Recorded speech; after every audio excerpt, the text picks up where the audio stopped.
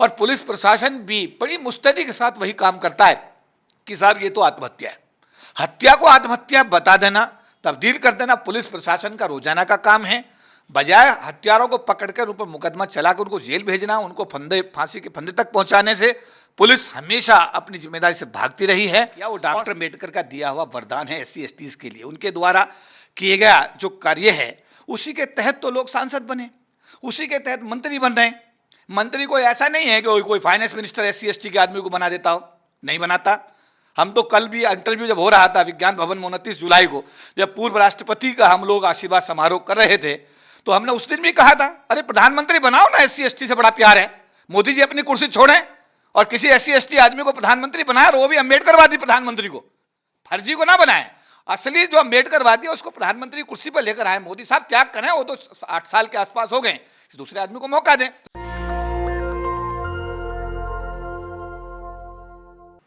लखीमपुर खीरी में फिर एक बार 2 बेटियों की हत्या कर दी गई। सवाल वही है, किसी की सत्ता हो, सरकार कोई हो, राज्य कोई हो, आखिर गाज दलित समाज पर ही क्यों गिरता है? हत्यारा कभी मुसलमान होता है, कभी OBC होता है, कभी सवर्ण होता है, लेकिन पीड़ित एक ही होता है, शेड्यूल कास्ट दलित समाज। इसका रास्ता क्या है, सॉल्यूशन क्या है? मेरे साथ KP चौधरी साहब हैं। आप सब इनको जानते हैं, किसी परिचय के मोहताज नहीं है। सरकारी नौकरी में रहते हुए समाज के हितों के लिए लंबा संघर्ष किया है। SC ST वेलफेयर एसोसिएशन चलाते हैं। अब राजनीतिक दल से भी जुड़े हुए हैं, लेकिन सामाजिक मुद्दों पर अपनी राय बेबाकी से रखते आ रहे हैं।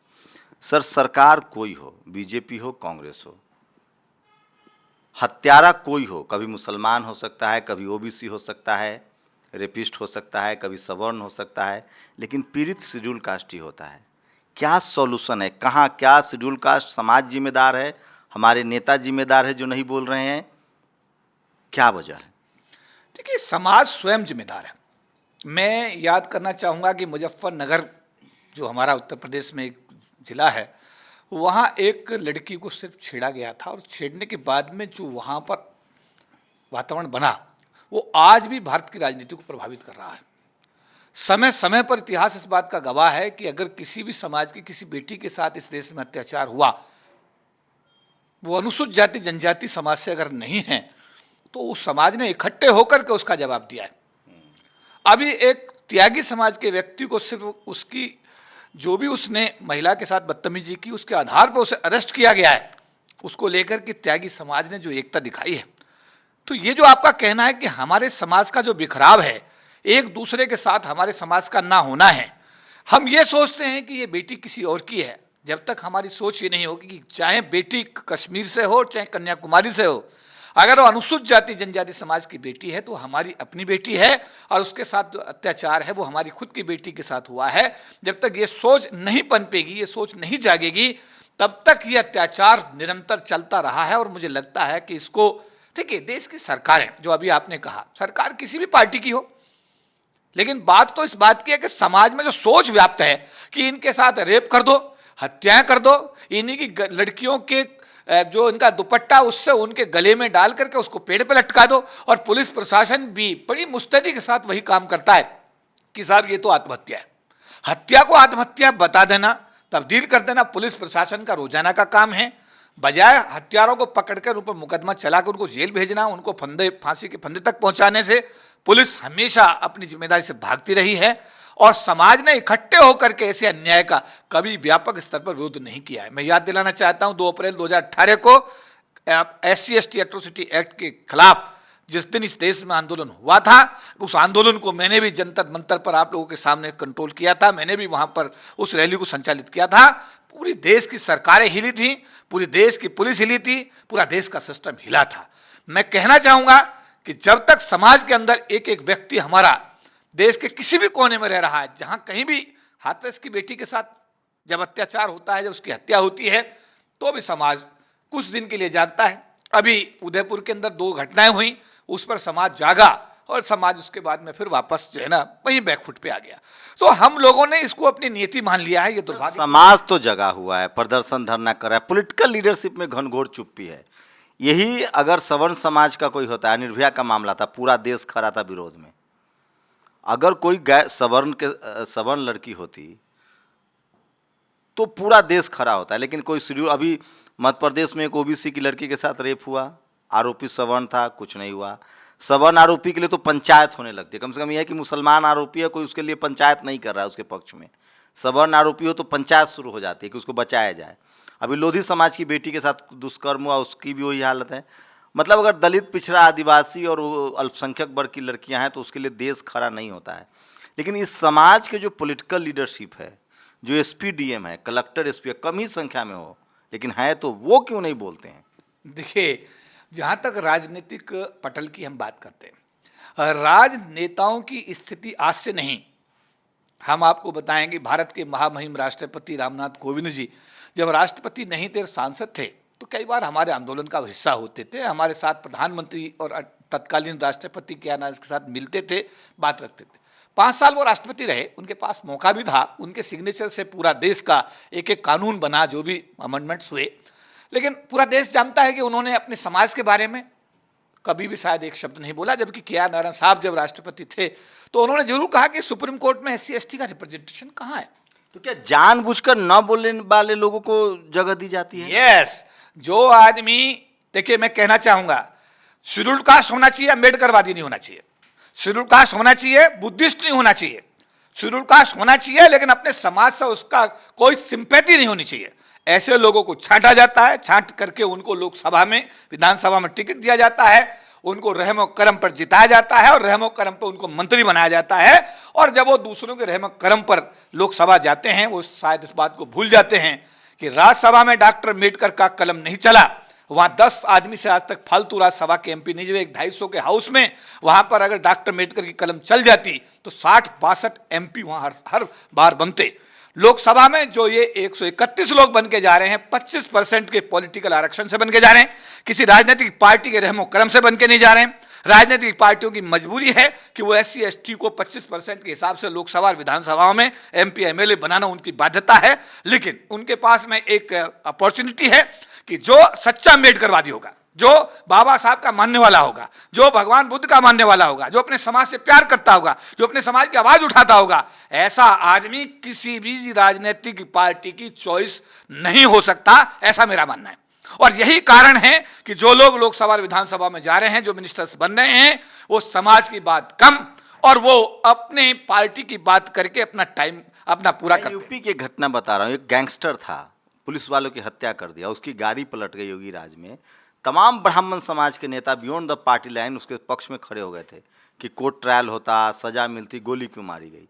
शेड्यूल कास्ट के साथ अत्याचार हो रहा है, फिर भी उसके नेताओं में चुप्पी, उसके अधिकारियों में चुप्पी।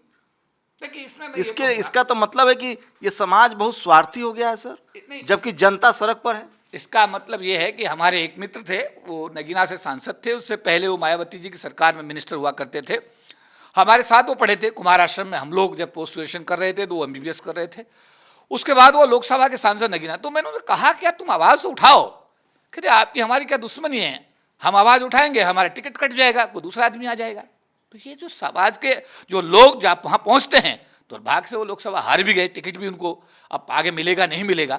तो मैं कहता हूँ कि जो लोग 25% के आरक्षण से चुनकर जा रहे हैं, मुझे लगता है उन्हें लोकसभा ठीक उसी तरह बंद करनी चाहिए जिस तरह 1999 में हम लोगों ने जब आरक्षण को बचाने का आंदोलन शुरू किया था, लाखों लोगों की रैली दिल्ली में हमने की थी। हमने सांसदों को बुला करके उनको कहा था कि अगर हमारी आवाज़ उठाओ और नहीं उठाओगे तुम्हारे घर पर, तुम्हारे लोकसभा क्षेत्र में जाकर के हम तुमको नंगा करने का काम करेंगे।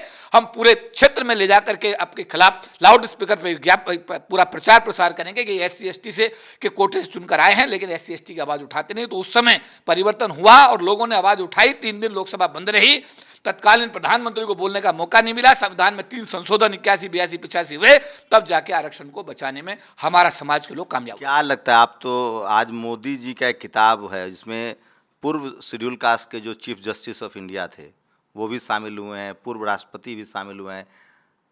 अंबेडकर एंड मोदी, बहुत अंबेडकर साहब से बहुत कंपेयर किया कि अंबेडकर साहब के असली जो फॉलोअर्स हैं, असली जो उत्तराधिकारी हैं वो मोदी जी हैं। अंबेडकर इंटरनेशनल सेंटर बना दिया, लंदन वाला घर आ गया, शेड्यूल कास्ट शेड्यूल ट्राइब के राष्ट्रपति बना दिए, 27 ओबीसी के मंत्री हैं, तो क्या आप लोग इससे सहमत हैं? देखिए, मैं ये कहना चाहूँगा कि ये सब डॉक्टर अम्बेडकर का दिया हुआ, जो आपने जिक्र किया, वो डॉक्टर अम्बेडकर का दिया हुआ वरदान है एससी एसटीज़ के लिए। उनके द्वारा किए गया जो कार्य है, उसी के तहत तो लोग सांसद बने, उसी के तहत मंत्री बन रहे हैं। मंत्री कोई ऐसा नहीं है कि कोई फाइनेंस मिनिस्टर एससी एसटी के आदमी को बना देता हो, नहीं बनाता। हम तो कल भी इंटरव्यू जब हो रहा था विज्ञान भवन में 29 जुलाई को, जब पूर्व राष्ट्रपति का हम लोग आशीर्वाद समारोह कर रहे थे, तो हमने उस दिन भी कहा था, अरे प्रधानमंत्री बनाओ ना, एससी एसटी से बड़ा प्यार है। मोदी जी अपनी कुर्सी छोड़ें और किसी एससी एसटी आदमी को प्रधानमंत्री बनाए, और वो भी अम्बेडकरवादी प्रधानमंत्री को, फर्जी को ना बनाए। असली जो अम्बेडकरवादी है उसको प्रधानमंत्री कुर्सी पर लेकर आए। मोदी साहब त्याग करें, वो तो 8 साल के आसपास हो गए, दूसरे आदमी को मौका दें। राष्ट्रपति बना रहे हैं, बहुत अच्छी बात है, बनाए ना, राष्ट्रपति बनाए, अभी शेड्यूल ट्राइब को राष्ट्रपति बनाए। हम ये कह रहे हैं कि राष्ट्रपति का रोल भी भारत के संविधान में डिफाइंड है और प्रधानमंत्री का रोल भी डिफाइंड है। हम तो कह रहे हैं खुद कोई एससी एसटी का आदमी जब कुर्सी पे बैठेगा, राष्ट्रीय शासन अध्यक्ष कुर्सी बैठेगा, अपने लोगों का अपने आप ही भला कर लेगा। मोदी जी को परेशान होने की जरूरत कहाँ पड़ रही है उसमें।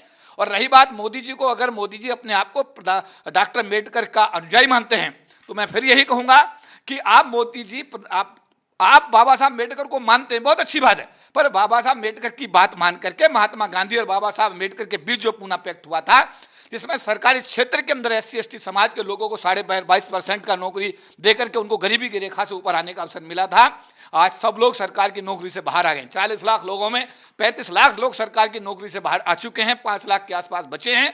अगर आप वाकई बाबा साहब को मानते हैं तो निजी क्षेत्र में आरक्षण की व्यवस्था करिए। इस एससी एसटी समाज को देश में पैदा होने वाले रोजगारों में इनकी आबादी के हिसाब से इनको रिप्रेजेंटेशन दे दिएगा। ये जो एमपी हैं, ये जो मिनिस्टर्स हैं, इनको रिप्रेजेंटेशन देने से समाज की गरीबी और लाचारी दूर नहीं होगी, मजबूरी दूर नहीं होगी। एक माहौल बनाइए जो लोग इस टाइप का एससी एसटी समाज की बेटियों के साथ में दुष्कर्म करने में उनका रूह नहीं कांपती है, वो बिल्कुल नहीं घबराते हैं। एक ऐसी व्यवस्था देश में बनाइए जिससे सामाजिक समरसता हो, एससी एसटी समाज का सम्मान यहाँ पर बिल्कुल पूरी तरीके से मेंटेन हो, और समाज का जो गरीब आदमी है राष्ट्र की मूलधारा में आए, चाहे उसके लिए सरकार की नौकरी के अवसर हों, चाहे प्राइवेट क्षेत्र में नौकरी के अवसर हों, चाहे खेती बाड़ी में अवसर हों, मतलब देश के अंदर जो भी रोजगार पैदा हो। अमेरिका का जो डाइवर्सिटी का प्रिंसिपल है, जैसे वहाँ कालों को, जो ब्लैक्स हैं, उनको वहाँ मौका दिया जाता है, इसी तरीके जब तक एससी एसटी समाज के लोगों को इस देश की मूलधारा में भागीदारी नहीं मिलेगी, तब तक भारत राष्ट्र का विकास की बात करना पूरी तरह बेईमानी है। एक आखिरी सवाल सर, कि आप पार्टी में भी आरएलडी में हैं, आप महासचिव हैं, आपकी पार्टी क्या यूपी को लेकर क्या करेगी? क्योंकि यूपी में एनसीआरबी के आंकड़े की सबसे ज़्यादा कास्ट सीट। देखिए, मेरे जो राष्ट्रीय अध्यक्ष हैं हमारी पार्टी के, वो ओबीसी समाज से आते हैं। भूतपूर्व प्रधानमंत्री चौधरी चरण सिंह के वो पौत्र हैं, जो उत्तर प्रदेश के मुख्यमंत्री भी रहे हैं, चौधरी चरण सिंह जी। चौधरी अजीत सिंह जी के वो पुत्र हैं। उनकी शिक्षा बाहर अमेरिका में हुई है, टेक्सास में पढ़े हैं, बाहर कंट्रीज में, लंदन में पढ़े हैं। उनकी जो सोच है, मैंने देखा कि उनकी सोच एससी एसटी समाज के प्रति बड़ी पॉजिटिव है। अभी उन्होंने अपने विधायकों को, जो हमारी पार्टी के विधायक हैं, उनको सबको रिटर्न में इंस्ट्रक्शंस दिए हैं कि टोटल जो आपकी जो निधि है उसका 35% purely scheduled caste scheduled tribes के डेवलपमेंट के लिए आपको खर्च करना है। क्योंकि पार्टी आप जानते हैं हमारी अभी कोई उत्तर प्रदेश तक सीमित पार्टी है, और उसमें अभी हमें बहुत कुछ काम करने की ज़रूरत है। राष्ट्रीय अध्यक्ष महोदय का विज़न बहुत बड़ा है, और हम चाहेंगे कि हम सब लोग मजबूती के साथ पार्टी का देखिए, उम्मीद तो ये थी कि उत्तर प्रदेश में गठबंधन की सरकार बनेगी, लेकिन जो नतीजे आए वो नतीजे टोटल उल्टे रहे। अगर सरकार बनती तो एससी एसटी के डेवलपमेंट की जिम्मेदारी निश्चित रूप से गठबंधन की सरकार के कंधों पर आती, लेकिन आज तो ये जिम्मेदारी बीजेपी की सरकार के पास है। तो उत्तर प्रदेश में अगर आने वाले 2024 में हम समाज के लोगों से भी अपील करेंगे, चाहे वो किसी भी समाज के लोग हों, कि आप बहुजन समाज से आते हैं, बहुजन समाज को ताकत दें, बहुजन समाज को एकजुटता दिखाएं, बहुजन समाज को अपना समर्थन दें, जिससे आने वाले 2024 में बहुजनों की सरकार इस देश के अंदर बने, बहुजनों का राज हो, और बहुजन इस देश के अंदर बाबा साहब अम्बेडकर का स्मरण करते हुए, बाबा साहब अम्बेडकर का आशीर्वाद लेते हुए, एक बार पुनः जब बहुजनों की सरकार इस देश में बनेगी, तो मुझे लगता है कि बहुजनों की जिंदगी में नया सवेरा होगा। तो ये केपी चौधरी साहब थे। मैं फिर कह रहा हूँ, इस देश में एससी एसटी ओबीसी माइनॉरिटी के लोगों को अपने हक अधिकार के लिए खड़ा होना होगा। एक बात तय है, सबसे बड़ी बात है कि अगर कोई एससी एसटी ओबीसी माइनॉरिटी का आदमी क्राइम करता है तो ये समाज उसके साथ खड़ा नहीं होता है, उसको दुत्कार देता है। हालत तो यहाँ तक की है कि टीवी अखबार पर किसी SC ST OBC माइनॉरिटी के नेता पर आरोप लग जाए तो भी ये समाज उसको खराब नेता मान लेता है। लेकिन वही ठीक अलग उलट है, सवर्ण समाज में देखिए उनके साथ अत्याचार होता है या वो अत्याचार करते हैं, दोनों स्थिति में वो समाज एकजुटता दिखाता है। हाथरस में आपने देखा होगा, किस तरह से सेंगर वाले मामले में देखा होगा। लेकिन सवाल वही है कि क्या बहुजन समाज अपने दुर्दशा के लिए खुद जिम्मेदार है, और खासकर हम जैसे लोग, KP चौधरी जैसे लोग जो कम से कम पढ़े लिखे हैं बाबा साहब के संविधान की वजह से, क्या उनकी नैतिक जिम्मेदारी नहीं है कि समाज में हो रहे अत्याचार के खिलाफ सड़कों पर गोलबंद हो, बात करे? क्या आपकी अपनी हित इतनी बड़ी हो गई है कि समाज का हित छोड़ दीजिए? यकीन मानिए, अगर आपने समाज का हित नहीं देखा तो आपका भी हित एक दिन नहीं बचेगा।